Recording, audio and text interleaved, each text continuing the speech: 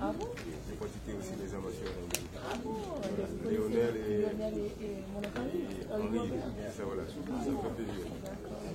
Je voulais aussi profiter de remercier tous mes frères et toutes mes sœurs haïtiennes et haïtiennes qui sont ici avec nous, parce que vous savez très bien que nous appartenons à une communauté très forte. Haïti est un grand pays, nous allons en parler tout à l'heure. Et je voulais aussi profiter de l'occasion pour remercier les membres des médias qui sont ici avec nous, parce que sans les médias, nous pouvons faire nous autres les élus. Parce que, et aussi, permettez-moi de remercier de façon spéciale les membres de ma famille, mes soeurs qui sont ici, neveux et beaux-frères qui sont ici. Parce que si aujourd'hui nous pouvons parler de Mathieu Eugène, c'est à cause de mes parents, vous le savez très bien, nous autres les Haïtiens. Et c'est ce que nous avions en Haïti. Et maintenant, je pense que nous avons aussi, si cette, disons, collaboration familiale, les valeurs familiales, les valeurs intrinsèques. Parce que nous, dans les familles haïtiennes, nous nous aidons les uns les autres. Et parfois, il y a des personnes qui sont arrivées parce que le maman ou le papa, disons, ont fait le travail, mais le boulot a été fait par les frères et les sœurs. Et alors, c'est des richesses et bien, dans la communauté haïtienne, dans la tradition haïtienne que nous devons conserver. Je voudrais aussi féliciter et remercier Franck d'une façon spéciale pour sa participation au cours de la journée officielle des Haïtiens à New York. Ça a été quelque chose d'historique et remarquable. Il a fait le voyage, disons, de Canada à New York. Ça a été vraiment quelque chose de très touchant. Et je vous remercie de tout cœur au nom des Haïtiens à New York et au nom de la ville de New York. Et vous savez que nous, les Haïtiens, nous avons contribué à l'indépendance des États-Unis. Ça, vous le savez très bien. La bataille de Savannah, Georgia. Et ensuite, les États-Unis deviennent un grand pays. L'étendue des États-Unis a été augmentée à cause de l'achat de Louisiana, comme vous le savez. Et ça a été possible simplement et surtout à cause de la révolution haïtienne. Et je ne sais pas si vous connaissez... alors encore, c'est un plaisir, un privilège d'être avec vous. Et merci beaucoup à vous tous. Et à France, merci beaucoup.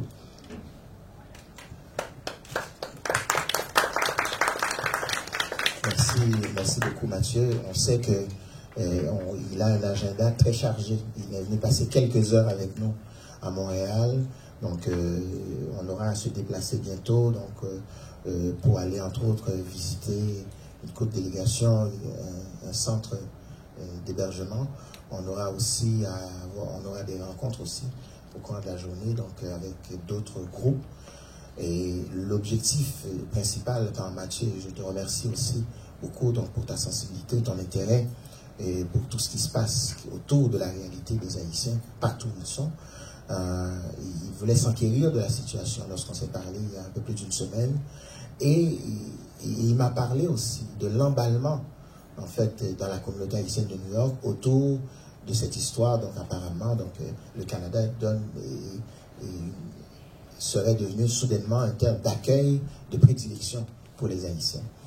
Et lorsqu'on en a discuté, il a cru bon de venir nous visiter afin de pouvoir, de retour dans sa communauté de service qui est New York, pouvoir en témoigner et pouvoir partager les vraies informations avec les membres de la communauté haïtienne de New York.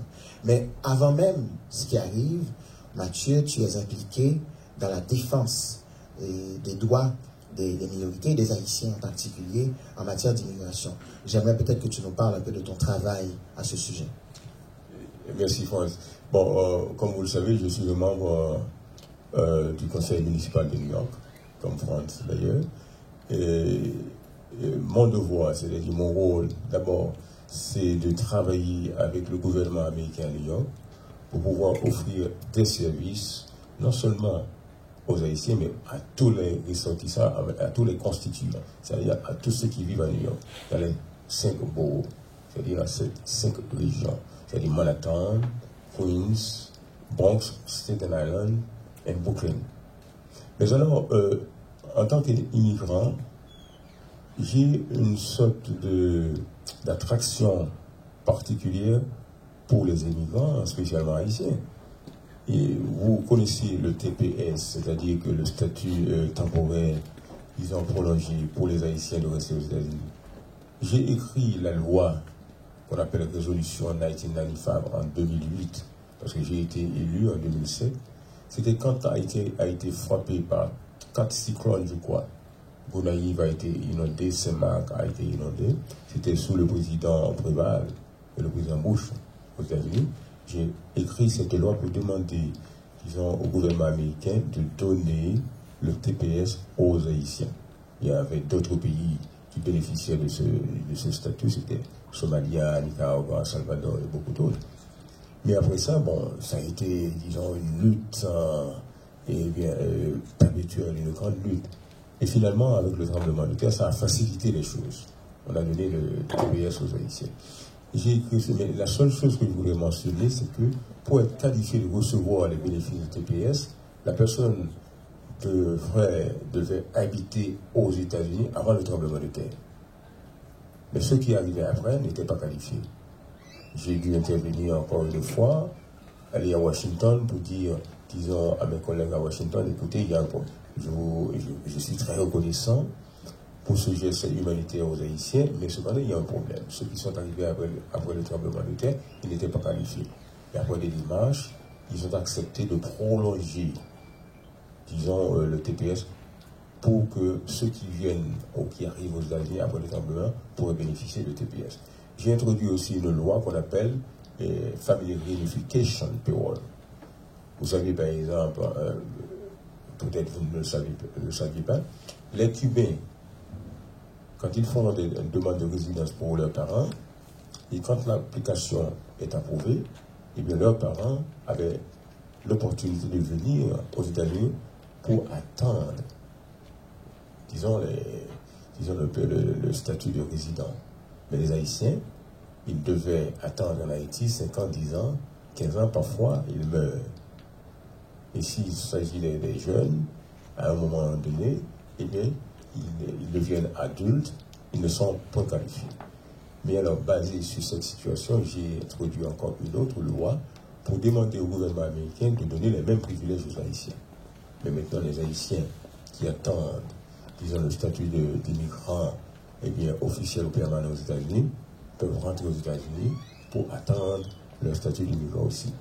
J'ai écrit beaucoup d'autres lois pour demander au gouvernement américain de donner des privilèges aux Haïtiens, le même privilège qu'ils ont donné aux autres pays.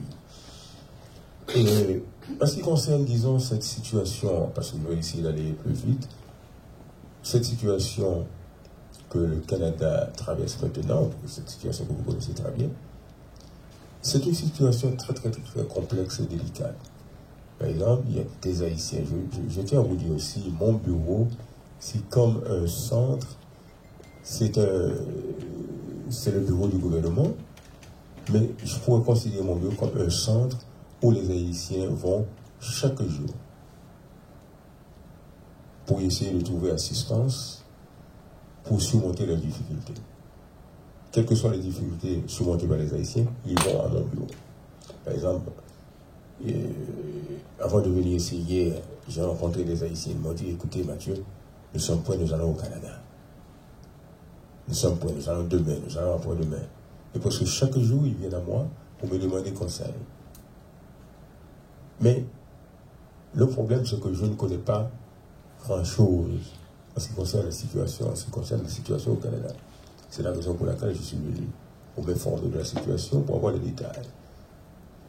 Maintenant, il y a les Haïtiens, la perception des Haïtiens aux États-Unis maintenant. Le Canada a ouvert ses portes pour les Haïtiens ils sont bénéficiaires de TPS. Ils sont prêts à venir. Pour eux, ça c'est la terre promise, mais ils ne savent pas vraiment quelle est la réalité. Et alors, je suis vraiment reconnaissant à France pour avoir facilité cette visite, mais ce que je voudrais savoir exactement, quelle est la situation et quelle sera la destinée de ces Haïtiens, parce qu'ils vont continuer à venir.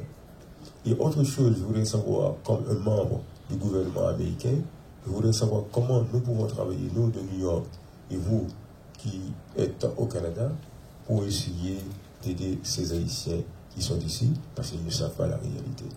Et vous comprenez très bien, l'immigration, c'est un phénomène humain. Ça a été depuis, disons, l'époque des grottes et des cavernes, au commencement de la civilisation humaine. Il y a des gens qui, disons, les hommes, ils traversent, disons, des frontières pour aller d'un pays à un autre. Et ce n'est pas pour la première fois, et ça ne va pas être la dernière fois. Et alors, je suis prêt à travailler avec vous, mes frères et sœurs au Canada, et spécialement avec France. Nous avons eu beaucoup de conversations là-dessus. Une chose que je voudrais dire aussi, nous les Haïtiens, et vous qui êtes ici, et nous qui sommes ici, nous sommes des privilégiés. Nous sommes des personnes bénies. Pourquoi nous avons l'opportunité de nous intégrer, d'occuper des positions? Et alors nous avons aussi l'obligation morale de travailler ensemble pour essayer d'aider ceux qui n'ont pas l'opportunité ou les opportunités que nous avons. C'est l'une des raisons de ma visite aussi au Canada. Si vous prenez un temps pour réfléchir sur la situation d'Haïti, parce que chaque année, il y a quelque chose de terrible pour les Haïtiens. Si ce n'est pas une crise politique, un désastre naturel, il y a toujours quelque chose. Mais j'aurais vivement conseillé, disons, à tous les Haïtiens qui travaillent pour aider nos frères et sœurs, de nous regrouper, de créer, disons, une organisation solide et unique, où nous pourrons mettre nos connaissances, nos talents ensemble, pour pouvoir vraiment aider non seulement les Haïtiens à l'extérieur, mais aussi aider Haïti. Merci beaucoup, Mathieu. Donc, j'aimerais peut-être demander à Ninette et à Chantal, peut-être, Mathieu est venu chercher un peu d'informations sur la réalité de l'immigration. Peut-être que est-ce que Ninette ou Chantal ou ceux qui vont intervenir? Que le Canada, comme vient de le dire notre soeur, c'est la terre promise, tout va être, disons, arrangé. Mais maintenant, j'ai assez d'informations pour retourner, pour leur donner exactement la réalité. Mais, en ce qui concerne les services et les informations au point de vue de l'immigration, mon bureau, chaque jour, reçoit, par exemple, des centaines d'Haïtiens. Et nous avons des avocats qui sont spécialisés dans les affaires d'immigration pour les aider. Et nous utilisons aussi les médias haïtiens et les médias aussi américains pour leur donner, disons, les informations nécessaires. Merci. Donc, il y a Raymond Laurent, qui est journaliste de l'émission Samedi Midi Inter. Moi, c'est au sujet de la désinformation qui se fait autour de la porte ouverte du Canada. J'aimerais savoir, de votre côté, vous avez accès à des médias et aux États-Unis. Qu'est-ce que vous faites pour sensibiliser nos compatriotes pour ne pas se faire prendre dans des pièges? Il y a des messages qui circulent sur Facebook, sur WhatsApp, comme quoi que le Premier ministre du Canada ouvre la porte, vous êtes les bienvenus. On vous doit quelque chose par rapport à mon père qui était Premier ministre, c'est grâce à vos votes. J'aimerais savoir, c'est quoi vous faites? Ça, c'est une très belle question. Et comme je viens de le dire tantôt, c'est la raison de ma visite ici au Canada. Parce que vous devez savoir qu'en tant que membre du gouvernement, je ne peux pas, disons, agir comme les autres, parler d'une chose que je ne connais pas. Ma première chose, c'était d'appeler France. Nous avions eu peut-être 2 ou 3 conversations, même plus que 3 conversations. Je lui ai dit, écoutez, je veux des informations, je voudrais savoir la réalité. Mais maintenant, avec, disons, ces informations, informés de la situation, je vais retourner aux États-Unis, d'abord rencontrer les membres des médias américains et haïtiens, pour leur dire, écoutez, monsieur, il faut diffuser, disons, la réalité, les informations. Et je vais avoir aussi des conférences de presse pour essayer d'informer à nos frères et sœurs, pour leur dire, écoutez, ce n'est pas la terre promise, ce que vous pensez, ce n'est pas la réalité. Une question, oui. Vas-y. Et normalement, ça c'est la réalité. Quand on retourne aux États-Unis, on va essayer de faire la sensibilisation. Mais est-ce qu'on ne peut pas aussi faire la sensibilisation auprès du gouvernement américain pour qu'on puisse renouveler le GPS? Merci à vous aussi. Nous, une question qu'on aimerait savoir, vous qui vivez là-bas, qui vous êtes dans la communauté, c'est quoi votre perception par rapport à ce qu'on voit? Est-ce que c'est le type de l'iceberg ou est-ce que c'est quelque chose en mouvement pour que nous aussi on puisse peut-être mieux se préparer? Bon, je pense qu'il y a une perception, la mauvaise information. Ceux qui vivent à New York, et pour eux c'est la terre promise, le Canada ou le CEPOL, alors il faut y aller avant que le code se fasse. Et avec ça, bon, par exemple, ceux qui sont des bénéficiaires du GPS, ils ont certains envies, on les a reçu des lettres. On leur dit, écoutez, après janvier, il faut vous préparer pour retourner à Haïti. Ils ont reçu donc des lettres. Certains d'entre eux, ils ont reçu des lettres. Et c'est officiel. Ils vont à mon bureau parce que chaque jour, ils disent qu'est-ce qu'ils doivent faire avec ces lettres. Mais alors, vous imaginez par exemple, disons, le phénomène d'immigration, c'est le phénomène humain, ça se passe un peu partout, et ça a toujours été, disons, un moyen de survie pour beaucoup d'humains. Et alors, ces gens-là qui sont détenteurs ou bien bénéficiaires du GPS, voyant qui seront obligés, par exemple, d'être déportés en Haïti, qui n'ont pas d'histoire, ils cherchent des moyens, disons, pour résoudre un problème. Mais alors, l'information qu'ils ont eue, ce n'est pas la bonne information pour eux. Eh bien, l'espoir, c'est le Canada maintenant.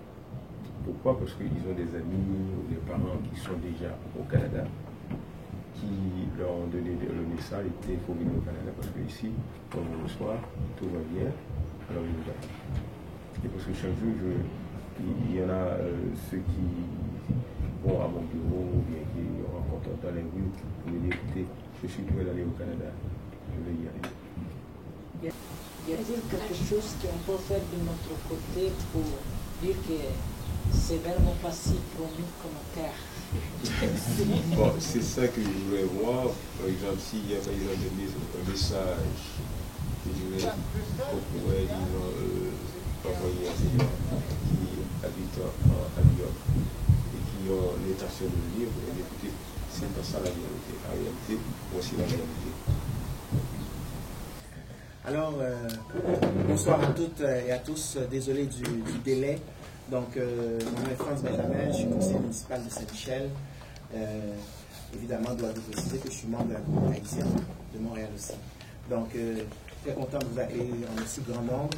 Donc, je suis très content de souhaiter la bienvenue à Montréal à mon collègue Mathieu Eugène, donc, qui est conseiller municipal de la ville de New York. Lui souhaiter la bienvenue ici même à Montréal, une ville accueillante, connue pour son ouverture et sa tolérance, une ville avec sa diversité dans sa richesse, et lui souhaiter la bienvenue, puis c'est un élu de New York, donc, et d'origine haïtienne, donc, qui est venu parmi nous. Bienvenue Mathieu. Merci beaucoup Franz, mon ami, mon collègue aussi. Mais alors, comme vous le savez, mon nom c'est Mathieu Eugène, je suis aussi membre du conseil municipal de New York. C'est un grand honneur pour moi d'être ici avec vous. Je voulais profiter de cette occasion pour remercier l'honorable Benjamin, et aussi la concertation haïtienne pour m'avoir invité, et spécialement pour tout le travail qu'ils font pour aider mes frères et sœurs haïtiens qui sont actuellement au Canada demandant un asile politique.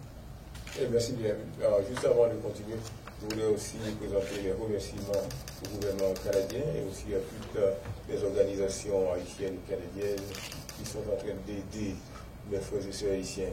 Le Canada a toujours été, disons, un pays d'accueil pour les Haïtiens qui vivent au Canada. Je tiens à vous dire aussi que j'ai été élu par le gouvernement américain à New York depuis tantôt 10 ans. Et j'ai toujours été à l'avant-garde des efforts et de la lutte pour la protection des Haïtiens aux États-Unis. J'ai écrit en 2008, eh bien, je suis élu en 2007, en 2008, quand Haïti a été frappé par 4 cyclones. Je ne sais pas si vous vous souvenez de ces événements. C'était le président Préval qui était président d'Haïti et le président Bush, président des États-Unis. J'avais introduit du moins une loi appelée Résolution 1995 pour demander au gouvernement américain de donner le statut de TPS, c'est-à-dire le statut d'immigration temporaire aux Haïtiens qui vivaient aux États-Unis, mais qui n'avaient pas de statut d'immigration. Bon, ça a pris du temps, c'était une lutte vraiment permanente, mais après le tremblement de terre, ça a précipité les choses, et bien les Haïtiens ont bénéficié de ce statut qu'on appelle TPS aux États-Unis. Nous, à New York et aux États-Unis, c'est-à-dire quand je dis les États-Unis, à New York, Boston et Miami, nous ne cessons jamais de travailler pour la prolongation du statut TPS. Mais maintenant, nous sommes en train de confronter une situation vraiment spéciale. Par exemple, le TPS a été renouvelé plusieurs fois pour 18 mois. Mais maintenant, eh bien, malgré les efforts de la lutte menée par non seulement les Haïtiens et puis les amis des Haïtiens, les amis des immigrants, eh bien, le TPS a été, disons, prolongé seulement pour 6 mois. Mais le problème, l'administration de ce gouvernement a envoyé des lettres, disons, aux bénéficiaires du TPS pour leur dire, écoutez, après 6 mois, c'est-à-dire après janvier 2018, il vous faut vous préparer pour retourner en Haïti. Alors vous comprenez la désolation, le désespoir des Haïtiens. C'est la raison pour laquelle je pense qu'ils ont tout fait pour venir au Canada. Mais la réalité, c'est qu'ils n'ont pas reçu la bonne information.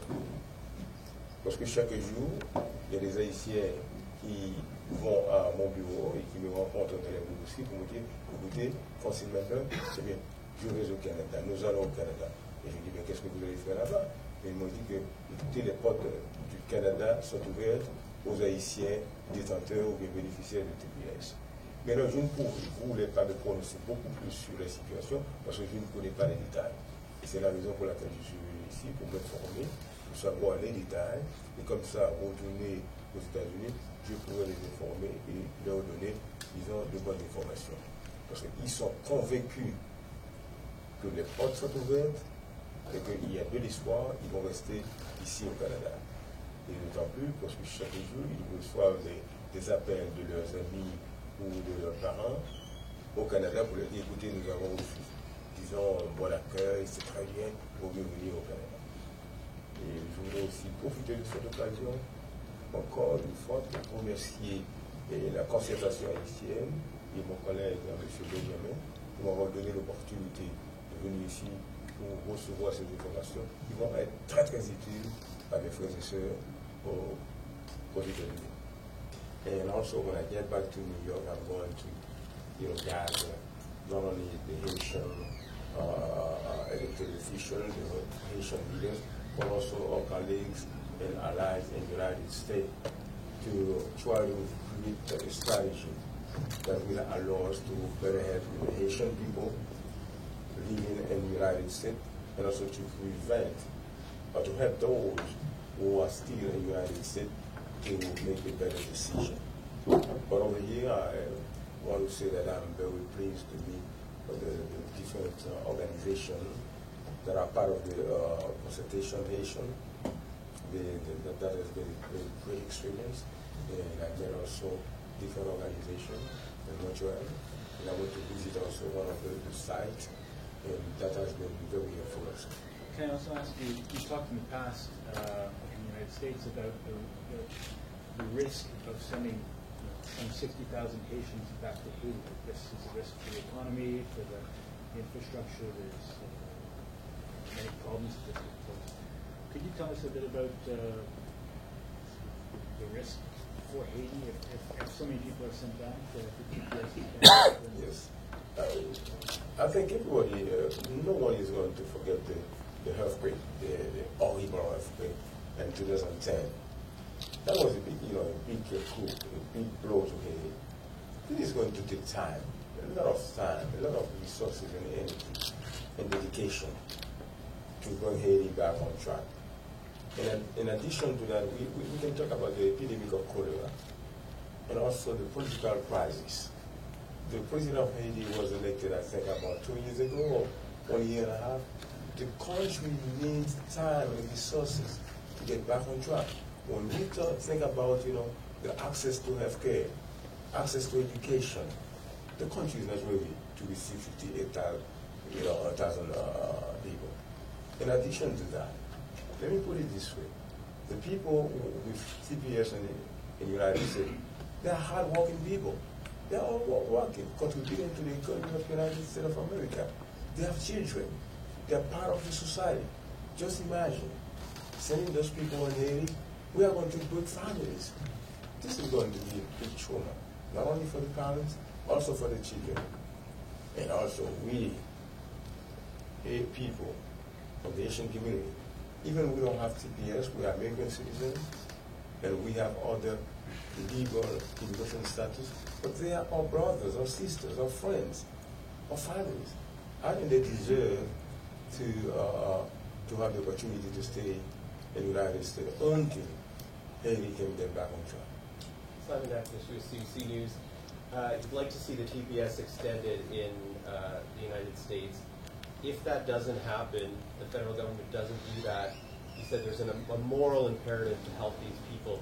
Should the Canadian government prepare or extend some sort of special status to those people to come to Canada? Should the Canadian government take action if the TPS is not extended to the United States? Let me tell you something. Honest, I've been in the forefront of the fight for Haitian, not only for Haitian, for all immigrants.